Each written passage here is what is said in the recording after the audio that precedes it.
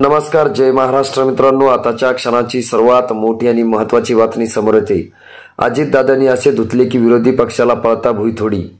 आपल्या परखड आणि रोखठोक भूमिकेसाठी ओळखले जाणारे राष्ट्रवादी काँग्रेसचे नेते उपमुख्यमंत्री अजित पवार यांचे रौद्ररूप राज्य विधिमंडळाच्या हिवाळी अधिवेशनादरम्यान नागपूर येथे मंगळवारी सर्वांनाच बघायला मिळाले। विधानसभेत अंतिम आठवडा प्रस्तावाचा निमित्त याला कारणीभूत ठरले।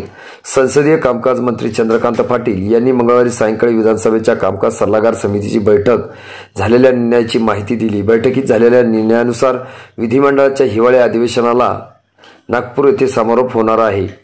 विधानसभा अध्यक्ष राहुल नार्वेकर यांनी या संदर्भात सभागृहात प्रस्ताव मांडताच विरोधकांनी त्यावर आक्षेप घेतला। सरकार बहुमताच्या जोरावर हा निर्णय लादत असल्याचा आरोप विरोधी पक्षाने केला। यावर अध्यक्ष नार्वेकर यांनी आश्चर्य व्यक्त केले। सभागृहाच्या कामकाजाचा निर्णय सरकार घेत नाही तर कामकाज सल्लागार समिती घेते, हे अनेक वर्षाचा अनुभव असलेल्या विरोधी पक्षाला ठाऊक कसे नाही, असा प्रश्न नार्वेकर यांनी केला।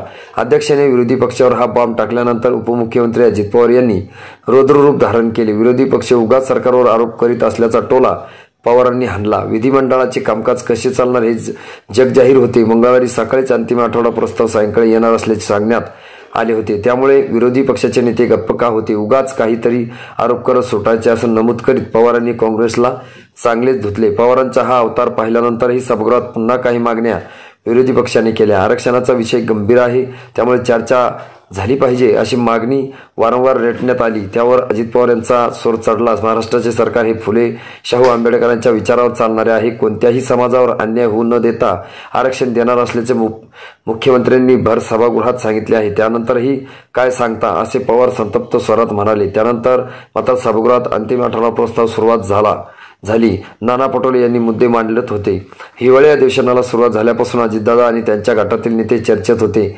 नागपूर मेट्रो सफारी दरम्यान दादांच्या ड्रेसिंग स्टाईलने सर्वांचे लक्ष वेधले।